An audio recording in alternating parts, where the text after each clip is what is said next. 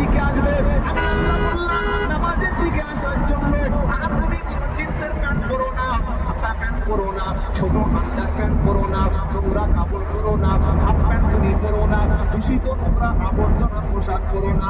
তুমি শরীরটা যখন ধুয়ে নিয়েছো তোমার পোশাকটাও তুমি পাল্টে নাও। কোথায় লেখা আছে? চলুন কোরআনে, ইয়া বানি আদামা খুযু যিনাতাকুম ইনদা কুল্লি মাসজিদ কুলু ওয়াশরাবু ওয়ালা তুসরিফু ইন্নাহু লা ইউহিব্বুল মুসরিফিন। 8 নম্বর পারা 13 পৃষ্ঠা 1 নম্বর লাইনের 31 নম্বর আয়াত সূরা আল আরাফ। হে আদমের ছেলেরা, খুযু যিনাতাকুম ইনদা কুল্লি মাসজিদ, এটা আল্লাহর ঘর, এটা আমার ঘর, এটা আল্লাহর অফিস। তুমি দুনিয়ার অফিসে গেলে কাপড় পরে যাও না, মাথায় নোংরা নিয়ে যাও না, মুখে জটলা নিয়ে যাও না, বাজে পোশাক পরে যাও না। আমি আল্লাহ আমার শ্রেষ্ঠ ঘর, এই ঘরে যখন তুমি আসবে কোনো খারাপ পোশাক পরে আসবে না।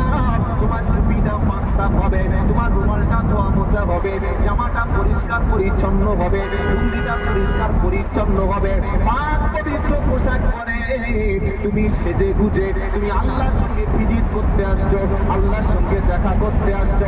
তুমি যখন ওযু করে ভালো পোশাক পরে বাড়ি থেকে যখন নামাজের নিয়ত করে যখন বার হবে, আল্লাহ নবী সাল্লাল্লাহু আলাইহি ওয়াসাল্লাম বলেন, কোন ব্যক্তি হজে যাওয়ার সময় বাড়ি থেকে ইহরাম বেঁধে হজে যাওয়ার জন্য যেভাবে প্রস্তুতি নেয়, ঠিক সেই রকম ওযু করে ভালো পাক পবিত্র পোশাক পরে বান্দা যখন আমি আল্লাহ আমার ঘরের দিকে চলে আসে, হাজী সাহেব ইহরাম বেঁধে হজে যাওয়ার মতো সম পরিমাণ সওয়াব ওই নামাজি বান্দার আমলনামায় পেয়ে যাবে।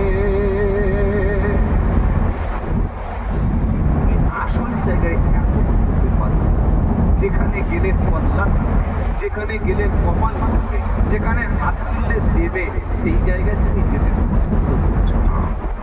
আসল কল্যাণ তো নামাজে আছে, বলুন সুবহানাল্লাহ।